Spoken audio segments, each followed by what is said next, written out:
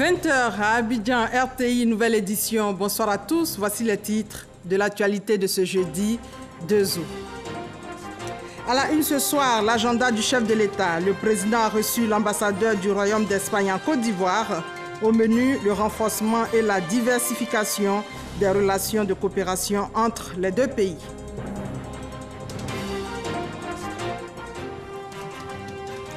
Plus de problèmes de gaz dans les foyers en Côte d'Ivoire. Ce sont 9000 tonnes de butane qui ont été livrées ce jeudi à Petrosi. La bonne nouvelle, donc, dans ce 20 h.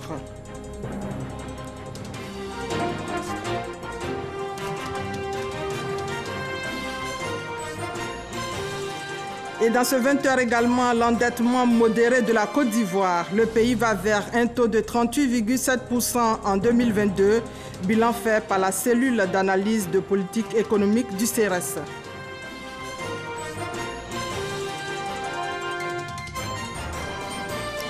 Bilan qui coïncide avec le 58e anniversaire de l'indépendance de la Côte d'Ivoire. C'est dans 5 jours. Rues et commerces décorés aux couleurs nationales. Tout sur ces préparatifs dans ce journal. Et également, enfin, au Mali, 15 candidats rejettent déjà les résultats de la présidentielle, des résultats contestés avant même d'être proclamés.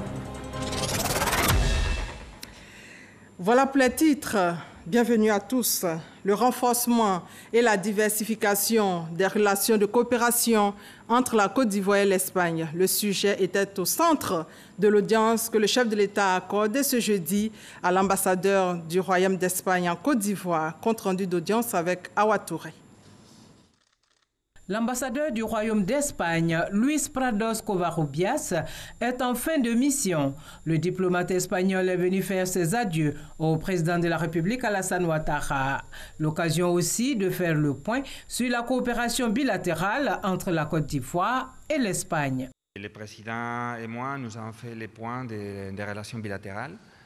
Et on a abordé les différents volets de ces relations. Et le président s'est félicité de l'amélioration, de l'approfondissement dans les relations bilatérales dans les dernières années, et en particulier l'accord de la conversion de la dette, à l'augmentation des échanges commerciaux entre les deux pays, à la mise en place des projets de coopération à différents niveaux. Notons que l'ambassadeur du Royaume d'Espagne en Côte d'Ivoire a présenté ses lettres de créance au président de la République Alassane Ouattara le 15 avril 2015. Et puis dans l'actualité ce soir, la pénurie de gaz en Côte d'Ivoire qui fait grimper les prix. Le gouvernement met en garde tous ceux qui ne respectent pas les prix sur le marché, nous dit Ami Sissoko. La pénurie de gaz butane que connaît le pays fait grimper les prix. Chez les revendeurs, la bouteille de 6 kg communément appelée Fetou, vendue à 2000 francs CFA, a subi une hausse de près de 50%. Il n'y a pas de gaz, hein. On souffre pour avoir, franchement. On souffre, et puis ça a augmenté. 3000 francs la bouteille. À Coco d'ici. Ça, mais ça, les chahiers, commencez au rang, commencez Camprima. C'est là, ça, les chahiers, ça là. 4000 francs la bouteille.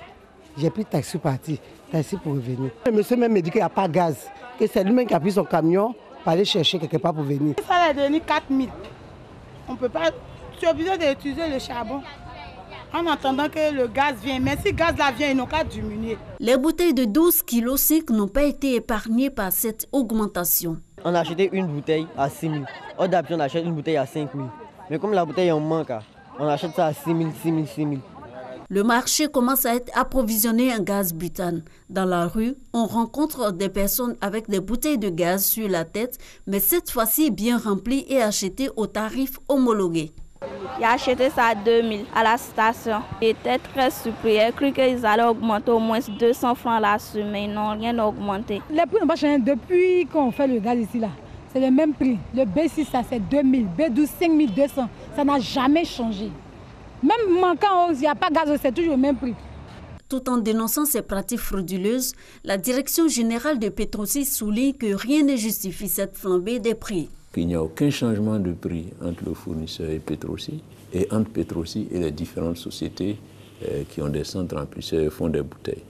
Donc, s'il y a de la spéculation, c'est sur le terrain, des gens qui créent la pénurie pour pouvoir faire payer plus cher, c'est c'est répréhensible. Dans la même veine, le ministère du Commerce, de l'Industrie, de la Promotion des PME met en garde contre toute augmentation de prix du gaz butane sur toute l'étendue du territoire. Les prix des bouteilles de gaz demeurent inchangés, à savoir 2 000 francs pour les bouteilles de 6 kg, communément appelées Fetou, 5 200 francs pour les bouteilles de 12,5 kg, 6 965 pour les bouteilles de 15 kg, 8 125 francs pour les bouteilles de 17,5 kg, 11 610 francs pour les bouteilles de 25 kg et 13 000 francs pour les bouteilles de 28 kg. Le non-respect de ces prix-là est qualifié de pratique de prix illicite et sanctionné d'une amende allant de 200 000 à 50 millions de francs CFA. Les équipes du ministère du Commerce, aussi bien des directions centrales que des directions régionales implantées sur l'ensemble du territoire national, mènent actuellement des missions de contrôle afin de s'assurer du respect de ces prix réglementés. La population est donc invitée à dénoncer toutes les dérives constatées sur les marchés en contactant le ministère du Commerce au numéro suivant 20 22 95 28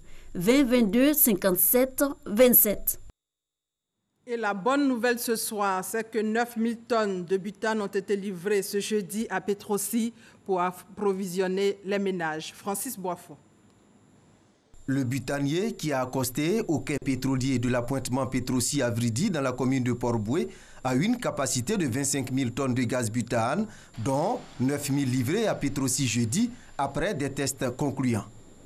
À partir de ce bateau, nous pompons le gaz butane dans les centres remplisseurs de toutes les sociétés qui à leur tour remplissent leurs bouteilles et les vendent dans nos quartiers et dans nos villes.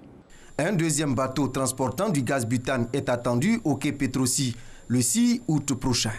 Le but est de réduire le déficit de consommation estimé actuellement entre 1200 et 1500 tonnes jour contre 1000 tonnes de gaz butane jour en situation normale. Nous avons réduit la durée qu'il y a entre les livraisons. Et il fut un temps où on livrait tous les 10 à 15 jours. Mais aujourd'hui, devant la situation, les délais sont rapprochés à environ 6 jours.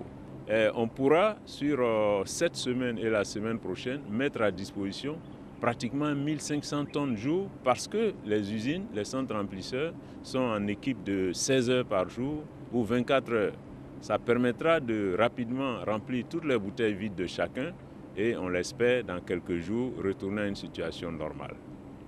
Une batterie de mesures prises par les autorités pour satisfaire les besoins des ménages. On leur demande d'être encore un peu patients, de permettre que les différentes sociétés dont ils ont les bouteilles, de permettre que ces sociétés, dans leur chaîne logistique, finissent de remplir les bouteilles et de les apporter dans les quartiers. Et autant que possible, utiliser le gaz butane domestique pour ce pourquoi il est destiné. Ça aussi, c'est un effort citoyen qui est demandé. En 2017, la Côte d'Ivoire a importé environ 350 000 tonnes de gaz butane pour sa consommation. Voilà, les prix des bouteilles de gaz demeurent inchangés. Dans l'actualité également, ce soir, les activités du ministre de l'Hydraulique, Laurent Tchagba, étaient à la SODECI, Société de distribution d'eau de Côte d'Ivoire. Il s'est ensuite rendu à l'usine de production d'eau de la Djibi, au centre de gestion intégrée des opérations et l'agence de la Palmeraie. Une visite pour voir comment les choses fonctionnent sur place. Jean-Luc Bangou. C'est après une séance de travail au siège de la Société de distribution d'eau de Côte d'Ivoire, SODECI, que le ministre de l'Hydraulique, Laurent Tchagba, a véritablement entamé sa visite de terrain. Première escale, le centre de gestion intégré des opérations à la Riviera Palmeraie. La surveillance, le suivi et l'assainissement de l'activité d'eau potable se font dans ce centre, de même que les dépannages et le suivi de la clientèle. S'il s'agit d'une réclamation sur l'eau potable ou l'assainissement, en ce moment-là, ils saisissent dans le logiciel et immédiatement, ça va au centre d'ordonnancement. À la station de production de la Djibi, Laurent Tchagba a pu s'imprégner du mode de fonctionnement de cet ouvrage qui alimente les quartiers d'Angré, Abobo, Maou et Plateau d'Okuy. Une visite qui remet au goût du jour les problèmes d'approvisionnement en eau potable et la nécessité d'y apporter des solutions idoines. Nous avons, au cours de cette visite, cherché à prendre en compte le souci majeur de donner de l'eau potable à toute la ville d'Abidjan. Il était question de savoir dans quel secteur de la ville d'Abidjan il y a de l'eau. Dans quel secteur de la ville d'Abidjan il n'y a pas suffisamment d'eau. Et dans quel secteur de la ville d'Abidjan il n'y a pas du tout d'eau. Nous allons nous mettre au travail pour que nous puissions rapidement donner des résultats et des résultats satisfaisants pour que la population puisse sentir les efforts du gouvernement. Société privée de services publics, la SODECI a l'exclusivité de la distribution de l'eau potable en Côte d'Ivoire, mais également la charge de l'entretien et l'exploitation des réseaux et ouvrages d'assainissement et de drainage de la ville d'Abidjan. Et là, nous venons de visiter les installations de la SODECI. Nous allons maintenant pointer la voie Grand Bassam à Boisseau, chantier exécuté à 15% pour des travaux qui devraient être livrés ce mois d'août, nous dit Emman Niamien. Après 6 mois de travaux, le chantier de réhabilitation du tronçon Grand Bassam à Boisseau est à seulement 15% de taux d'exécution. Démarré en février 2018, les travaux devaient s'achever dans ce mois d'août. Des difficultés, il y en a eu plein. Par exemple, on a repris les études au niveau de Bonois ici, quand on arrivait. Et pendant l'hivernage, on a constaté que les études étaient un peu erronées. Et nous avons carrément repris ces études. Ça a pris pratiquement 2 mois. Ne comprenant pas les raisons pour lesquelles ces travaux peinent à s'achever, les équipes du ministère de l'Équipement et de l'Entretien routier sont donc venues s'enquérir des raisons de ce retard. Le chantier Bassam à Boisseau, principalement la section Bassam-Zinkro, connaît beaucoup de difficultés. On a un taux d'exécution physique de 15%. On a consommé 85% du délai imparti pour la réalisation de ces travaux. En plus du retard, la qualité des travaux laisse à désirer selon les équipes du ministère de l'Équipement et de l'Entretien routier. Quand vous dépassez Bonois, n'est-ce pas, sur la section qui est déjà traitée, on a des problèmes du nid. Donc quand vous roulez dans votre véhicule, vous voyez qu'il y a des vibrations qui sont constatées là-bas. Entre les 2 ponts de Mossou, vous avez vu, on a fait des terrassements à ce niveau. Ils ont approvisionné la GNT, ça fait plus d'1 mois. Et ça crée des gênes pour les usagers. Dans les jours à venir, le ministre de l'Équipement et de l'Entretien routier, Amédée Kouakou, se rendra lui-même sur le terrain pour se rendre compte de toutes ces défaillances avant de prendre les mesures appropriées. Un mot de santé avec les enfants des pouponnières et orphelinats de l'État qui pourront désormais bénéficier de soins gratuits à l'hôpital Mère-Enfant Dominique Ouattara de Bingerville. C'est le fruit d'une convention de partenariat signée ce jeudi entre le ministre de la Femme et de l'Enfant, Ramatali Bakayoko, et les responsables de cette formation sanitaire. Mahama Traoré pour les détails. C'est la première visite de la nouvelle ministre de la Femme et de l'Enfant à l'hôpital Mère-Enfant de Bingerville. Dans cet établissement sanitaire, Ramatali Bakayoko s'aperçoit que tout est au point pour une meilleure prise en charge du couple mère-enfant. Personnel qualifié, matériel ultra moderne pour fournir des soins de qualité aux patients. Des soins de qualité désormais gratuits pour les enfants issus des pouponnières et orphelinats publics de l'État de Côte d'Ivoire, comme le stipule la convention qui vient d'être signée entre la ministre Ramatali Bakayoko et l'hôpital qui porte le nom de la première dame Dominique Ouattara. S'ils ont besoin de soins, nous les accueillerons avec amour, avec compétence pour leur donner tous les soins de pédiatrie médicale et chirurgicale que nous faisons chaque jour ici à l'hôpital Mère-Enfant. C'est un acte humanitaire très important et c'est l'occasion donc de rendre hommage à la première dame, Madame Dominique Ouattara, pour tous les efforts inlassables qu'elle fait pour la protection de la mère et de l'enfant. Des centaines d'enfants sont concernés par cette prise en charge médicale gratuite à l'hôpital Mère-Enfant Dominique Ouattara. Ce sont les pensionnaires des orphelinats de Bingerville et de Grand Bassam, tout comme ceux des pouponnières publiques de Yopougon, Adjamé, Dabou, Boaké et du centre d'accueil pour enfants victimes de traite situé à Soubré. L'opération de la cartographie des apatrides lancée, combien sont-ils exactement en Côte d'Ivoire? Dans quelle zone du pays vivent-ils? Pour répondre à ces interrogations et à bien d'autres, une opération a été donc lancée. Les détails avec Michel Digré. Ces agents enquêteurs sillonneront l'ensemble du territoire national afin d'identifier les personnes apatrides ou à risque d'apatridie en Côte d'Ivoire. Cette opération de la cartographie de cette tranche de la population sera pilotée par l'Institut national de statistique et le HCR. La Côte d'Ivoire à elle seule regorge à peu près de 700 000 personnes qui sont apatrides ou à risque d'apatride. L'une des raisons d'être en fait de cette enquête, c'est de pouvoir vérifier ces chiffres qui ont été tout le temps annoncés de tout le temps. Et il est évident que le fait de pouvoir les confronter à la réalité en allant sur place, en allant dans les régions, dans les hameaux, les villages les plus reculés, de s'assurer que ces chiffres ont une certaine véracité. En tant que technicien, nous allons parcourir tout le pays avec les agents enquêteurs qui seront formés pendant 10 jours et ces agents enquêteurs doivent être opérationnels sur le terrain. Le manque de données statistiques fiables sur l'apatridie en Côte d'Ivoire ne permet pas de mieux appréhender le phénomène et de faire le suivi. Cette cartographie permettra au pays de disposer pour une première fois de tendances en matière de composition démographique de la population en question ainsi que leurs besoins de protection et de prendre des mesures pour une solution durable. Toutefois, le HCR tient à préciser, l'objectif n'est pas de donner la nationalité ivoirienne à toutes ces personnes. Beaucoup de personnes sont apatrides mais elles ne savent pas qu'elles sont d'autres nationalités. Donc l'importance d'aller à leur rencontre, c'est de leur expliquer le lien juridique qu'elles ont avec un État. Donc l'apatridie en Côte d'Ivoire est un sujet tellement sensible. Donc dès qu'on parle d'apatride, on a l'impression de penser que l'apatride n'a qu'une vocation que de se faire naturaliser ivoirienne, ce qui n'est pas le cas. Je veux dire, beaucoup d'apatrides sont apatrides, mais elles ont besoin d'être identifiées, elles ont besoin d'être indiquées dans quelle direction se retrouver pour pouvoir bénéficier d'une nationalité qui peut être autre qu'ivoirienne. 9240 ménages seront concernés par cette opération. Les zones de collecte sont les zones de faible déclaration de naissance, les zones à population cosmopolite, les zones frontalières et les zones de migration historique. Dans ce 20h, le Fonds interprofessionnel pour la recherche et le conseil agricole FIRCA a son siège.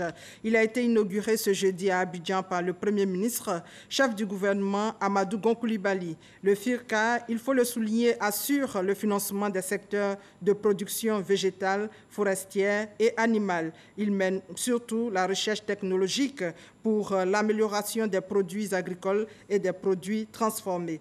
On écoute maintenant le Premier ministre Amadou Gon Coulibaly au micro d'Alexis Ouedraogo.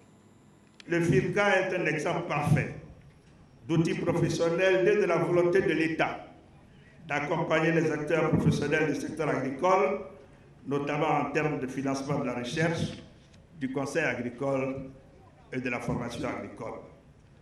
En outre, l'adhésion des acteurs et professionnels à cette vision du gouvernement et leur implication aux côtés de l'État représente une expérience unique dans notre espace CEDEAO et il convient de le saluer et de nous applaudir. À travers cet outil, notre agriculture au sens large peut s'adapter aux évolutions scientifiques, technologiques et économiques et aux évolutions environnementales et sociales pour faire face aux enjeux nationaux et aux contraintes extérieures. Je voudrais solennellement confirmer à toutes les filières agricoles que le gouvernement continuera de garantir les mécanismes qui vont permettre de disposer de ressources stratégiques pour votre développement. C'était le Premier ministre à l'inauguration du siège du FIRCA, l'élément complet d'Alexis Ouedraogo dans nos prochaines éditions. L'actualité, c'est aussi la Côte d'Ivoire qui réalise un endettement modéré de 42%.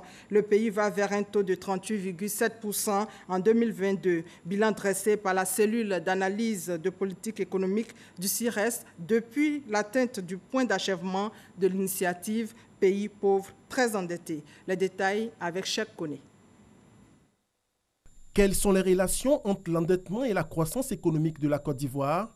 Le pays a-t-il amélioré le cadre de gestion de sa dette publique depuis l'atteinte du point d'achèvement de l'initiative PPTE? La Côte d'Ivoire court-elle vers un surendettement? Tels sont les axes de réflexion qui ont conduit ces études, dont les résultats ont été officiellement présentés aux acteurs publics comme privés lors de ce séminaire. Il y a un endettement assez rapide de la Côte d'Ivoire depuis le point d'achèvement de l'initiative PPTE. Cependant, le taux d'endettement mesuré par le niveau de la dette sur PIB est encore en dessous des 70% qui constitue la norme communautaire au niveau de l'UEMOA. Et la Côte d'Ivoire demeure à un certain risque modéré en termes de surendettement. Après un diagnostic complet de la situation d'endettement de la Côte d'Ivoire, les experts de la CAPEC ont mis en exergue des instruments pour contenir dans une proportion acceptable le niveau d'endettement. Ces outils devront permettre le renforcement des institutions publiques en charge de la gouvernance économique, mais également la participation des acteurs non étatiques dans le contrôle de l'utilisation de ces ressources. La dette n'est pas une mauvaise chose en soi, il faut le dire. C'est l'utilisation faite de la dette. Et ça peut être tant au niveau d'une personne, d'un ménage que d'un État.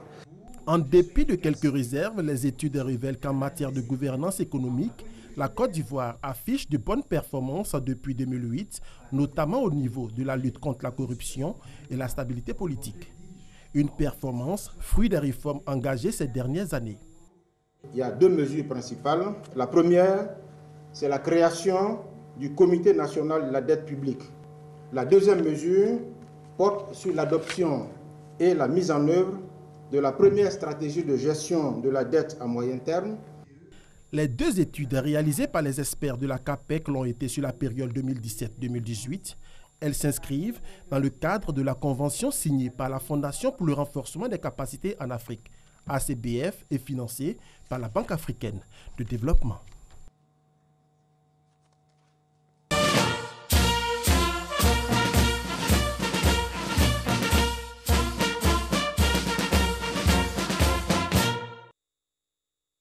Place maintenant aux préparatifs de l'indépendance de la Côte d'Ivoire. Vous avez sans doute fait le même constat. Les rues et commerces sont décorés en ce moment aux couleurs nationales. Dans 5 jours, la Côte d'Ivoire indépendante va fêter ses 58 ans. Les préparatifs donc avec nos différents reporters, Davis Oyo et Grace Kandou. Le district d'Abidjan paraît aux couleurs nationales. De Cocody à Adjamé, en passant par la commune du Plateau, le nouveau décor est visible. Institutions, structures étatiques et privées, tous abordent le drapeau tricolore ivoirien sur leur façade. Chez les populations, certaines personnes prennent des dispositions particulières. Nous avons fait des achats, n'est-ce pas, pour qu'en famille, nous puissions vraiment nous égayer. Ce jour-là, j'invite mes amis à la maison chez moi et je fais payer moins 1 ou 2 poulets. Et puis d'abord, nous faisons ça normalement pour marquer que nous sommes libérés. Au quartier marin à Atekoubé, Keïta, ce sexagénaire, célèbre chaque année le 7 août. Si c'est des balances comme ça, là, moi-même, je ne dors pas le jour. Là. On fait jusqu'à le matin. Mais comme je suis venu maintenant, là, j'ai oublié de faire dans la cour. Je vais payer 5 poulets. Et puis j'ai tué ça. On va manger avec les enfants, on va fêter. Après Atekoubé, Yopougon, dans les ateliers de couture, les commandes se font pressantes. Pour cette année, vraiment, on sent la fête parce que les années précédentes, c'était pas trop ça. Il y a des gens qui viennent, ils sont bien déployés des tenues pour les fêtes d'indépendance pour le mardi. Et si on ne se plaint pas, ça va. Bientôt, c'est l'indépendance. Donc, j'ai envoyé quelques habits dans cet atelier pour juste ajuster un peu. À quelques encablures, précisément au marché Dominique Ouattara de Selmer, une ambiance inhabituelle. À l'espace consacré aux volailles, Kader est venu s'approvisionner. Je suis venu au marché acheter 2 poulets parce que mon père m'envoie pour la fête de l'indépendance. Côté coiffure, hommes et femmes se font beaux pour la fête. Cette année, je vais aller fêter à Bengrou, la fête de l'indépendance avec mes parents. Une fête d'indépendance, c'est très important pour le pays. Je veux que la fête soit belle, donc là, il faudrait que moi aussi je sois beau. La commémoration de la souveraineté de la Côte d'Ivoire est aussi un moment de solidarité. C'est la fête d'indépendance de Côte d'Ivoire. Bon, je suis un Nigérien, donc je compte de fêter ici. Donc on va fêter ensemble avec mes frères ivoiriens. La fête de l'indépendance approche à grands pas et en plus des autorités, certaines personnes s'activent également à donner un cachet particulier à l'anniversaire de la Côte d'Ivoire indépendante. Et nous allons maintenant voir l'importance de la musique dans le défilé militaire avec notre reporter Abou Sanogo. Elle fait partie des composantes d'un défilé militaire. La musique militaire est un élément participatif de la vie du militaire. Elle donne un éclat particulier aux cérémonies et produit des supports sonores au profit des unités. Toute la vie est rythmée chez les militaires par la musique. Même le réveil, des troupes dans les casernes se fait par la sonnerie du clairon. Le rassemblement se fait par la sonnerie du clairon et toutes les activités sont marquées par des sonneries dites sonneries au quartier. La musique militaire requiert donc rigueur, compétence et harmonie dans son exécution. La musique est chargée de rythmer ce déplacement des troupes. Alors lorsque les troupes se déplacent, la musique donne la cadence. Et la cadence, pour permettre aux militaires d'être au pas, est donnée par la grosse caisse. Voilà pourquoi il y a le son plus fort qu'on entend. Pour le défilé, de façon classique, les troupes se déplacent à une cadence de 120 pas minute. Et particulièrement pour ce défilé du 7 août, toutes les troupes défileront aux 120 pas minute et certaines unités spécifiques, notamment les forces spéciales et la garde républicaine, auront le pas de 80 pas minute pour cette allure lente que nous voyons chaque fois pour le défilé. Un élément important de la musique militaire, le tambour-major. Bâton dans la main droite, il maîtrise la cérémonie autour d'une série de gestes, simples mais efficaces. Le tambour-major est un élément de la musique qui est choisi en fonction de son allure, en fonction de son aisance à manier la canne qu'il a en main. Et le tambour-major est chargé de rythmer la cadence de l'ensemble des musiciens. Il est surtout choisi aussi pour sa connaissance de la musique et il permet de coordonner l'ensemble des enchaînements des morceaux au cours de l'exécution d'une marche.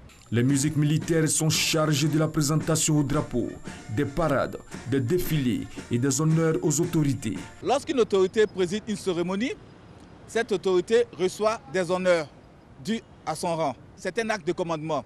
Voilà pourquoi il est accompagné par une marche appelée la marche de revue. Et très souvent, la marche de revue qui est utilisée, c'est en fonction de la nature de l'autorité qui préside les cérémonies. Les musiques exécutées au cours des cérémonies militaires ont un sens particulier. Pour ouvrir le défilé pour ce 7 août, ce sera le défilé de la Côte d'Ivoire indépendante qui symbolise un peu ces premiers temps de l'indépendance de la Côte d'Ivoire. Pour le défilé du 7 août marquant le 58e anniversaire de la fête nationale, des dispositions sont arrêtées. Un plan de circulation alternatif a été élaboré. Il est donc demandé aux usagers surtout de la patience, de la prudence et de se conformer aux instructions qui seront communiquées au fur et à mesure afin d'éviter les engorgements routiers. Les axes qui sont concernés, c'est tous les axes qui débouchent sur le boulevard jusqu'à Destin, entre la place de la République et le Grand Carrefour de Makori. Les musiques militaires donnent du faste au cérémonial militaire. 90% des soldats vont défiler en présence du président de la République, chef suprême des armées à Rangers, ou bottes de combat. Des chaussures montantes qui soutiennent les chevilles grâce à une petite guêtre fermée au sol par une ou deux boucles métalliques. L'appellation administrative est brodequin de marche à jambière attenante. Mardi 7 août, jour de la fête nationale, jour déclaré férié, chômé et payé sur toute l'étendue du territoire national. Pour le secteur privé, le lundi 6 août, veille de la fête nationale, n'est pas un jour férié. Dans l'actualité religieuse, le Hajj 2018 se passe comme prévu. C'est l'essentiel des propos du directeur général des cultes ce jeudi, à quelques jours du pèlerinage en Terre Sainte, prévu du 19 au 24 août prochain. Il s'agissait pour Bamba Messamba de rassurer les différents candidats au Hajj sur la tenue effective de leur voyage. Bourrage d'urnes, achat de vote, les mots sont durs, les accusations sont graves et les mines également. 15 candidats de la présidentielle au Mali ont annoncé hier qu'ils rejetaient d'avance les résultats du scrutin de dimanche, des résultats contestés avant même d'être proclamés. Sidonie Davila, notre envoyé spécial au Mali. Une coalition de 16 partis de l'opposition décide de rejeter les résultats du scrutin du 29 juillet dernier. La coalition dénonce des irrégularités. Constatant les graves et multiples anomalies qui ont émaillé le processus électoral avant et pendant le scrutin du 29 juillet 2018 sur l'ensemble du territoire national, à savoir, entre autres, utilisation abusive des moyens de l'État par le président de la République sortant, corruption et achat du vote des électeurs à ciel ouvert, bourrage d'urnes et attribution des résultats fantaisistes à des candidats, grave perturbation des opérations électorales au Gabon et en France, nous n'accepterons pas des résultats affectés par les irrégularités énoncées ci-dessus. Les 16 partis de l'opposition souhaitent que soient publiés les résultats bureau de vote par bureau de vote, également la liste des localités et des bureaux de vote où l'élection n'a pu se tenir et l'ouverture d'une enquête judiciaire. Au vu des plaintes de la coalition de l'opposition, la réponse de la Cour constitutionnelle ne s'est pas fait attendre. La Cour dénonce le caractère ridicule de cette affabulation médiatique visant à discréditer le scrutin relatif à l'élection du président de la République à travers une pseudo-rencontre houleuse qui ne pouvait matériellement avoir lieu dans la mesure où les juges de la Cour étaient mobilisés au même moment dans différentes régions du pays et en compagnie d'observateurs internationaux. En outre, la Cour attire l'attention de tous que la diffusion de telles accusations sans fondement trouble la sincérité du processus électoral. Depuis 3 jours, les Maliens sont en attente des résultats du scrutin du 29 juillet dernier. Ils devront encore patienter pour connaître les résultats provisoires de la présidentielle 2018. Championnat d'Afrique d'athlétisme pour terminer. Talou Marie-Josée décroche la médaille d'or en 11 secondes 15 centièmes sur 100 mètres hier au Nigeria. Cissé Gueye Arthur a quant à lui fini deuxième lors du 100 mètres hommes. Et voilà, c'est la fin de ce 20h. Merci à toute l'équipe qui m'a aidé à préparer cette édition. Bonne soirée.